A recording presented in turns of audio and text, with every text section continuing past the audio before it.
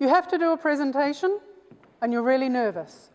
What are the two most important parts of any presentation? Your opening and your close. What are the two parts of any presentation you spend the least amount of time on? Your opening and your close. You start with, thank you very much, my name is, and you end with, thank you very much, any questions? You need to impact your audience. They are waiting there, they are watching you, and they are about to judge you. You don't want to put them to sleep. Start with a story or imagine. Start with a rhetorical question. Try not to start with a joke. And who is in your audience? Have you done your research?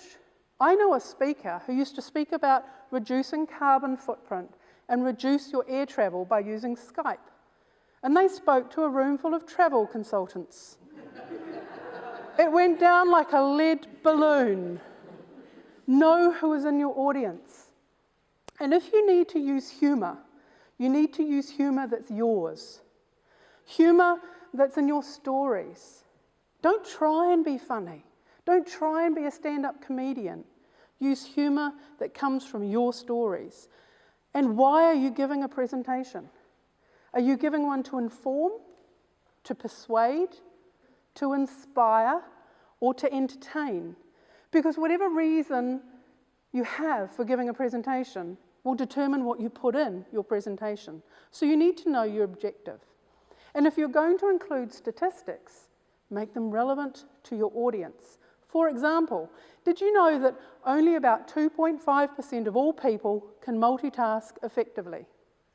I could say, do you know that research says that only 1 or 2 of you in this room can multitask effectively? The rest of you just think you can.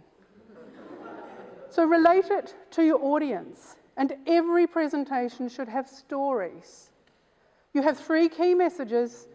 What are the stories that are going to make you remember those messages? Spend time on crafting those stories. They're so important. And then at the end of your presentation, what do you want people to do? Your call to action. Do you want them to change? Do you want them to buy something? Do you want them to go somewhere? What is your call to action? What do they need to do? And dare to be different. Don't copy another presenter. Be uniquely you, but dare to be different because your audience will remember you. Your audience is one. Speak to them as one. For example, I could say, how many of you get nervous before a presentation? But isn't it better for me to say, do you get nervous before a presentation? Raise your hand. Or as Tony Robbins would say, do you get nervous before a presentation? Say aye. Speak to one. Each person in that room thinks you're talking to them. Make that connection. Because they're sitting there thinking, what's in it for me? From the time you're introduced, they're thinking, why am I here? What's in it for me? So make sure you give them what they need. It's about them, not about you as a presenter. And when you have a stage, you move with purpose. Doesn't matter how you move, but move with purpose. And your right is the audience's past, and your left is the audience's future. And right in the middle at the front is the impact area. So use the stage with purpose. And technology can go wrong. So do you know what you need for your technology? Do you know how it all works? You've got your adapters, everything's working. Have you got a checklist? Do you know what the venue's providing? Arrive early and check it out. Be prepared. And if you're going to use handouts, don't let them spoil your presentation.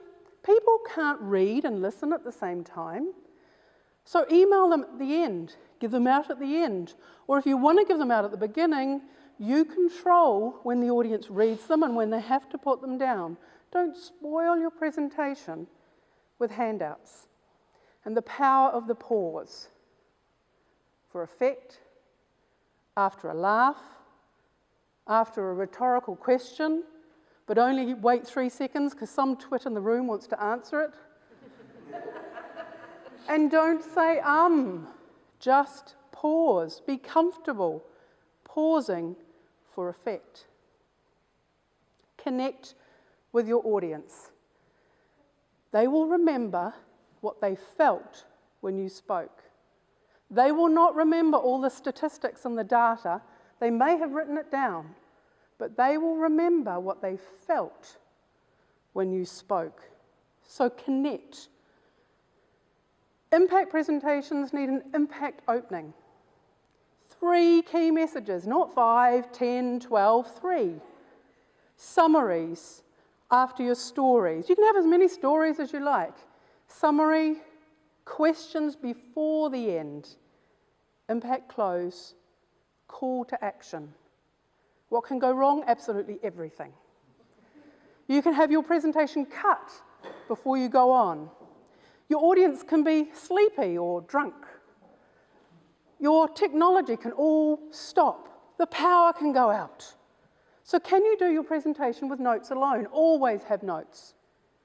Be prepared for anything. Be confident to respond to anything by practicing, practicing, practicing. Whether you go to Toastmasters for feedback and support or take it to another level at national speakers, practice your material.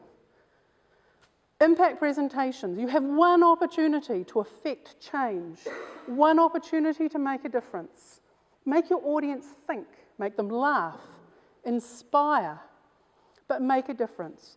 In my professional speaking, I talk about choice. You have one choice to make a difference in your next presentation. I can help, but make it count.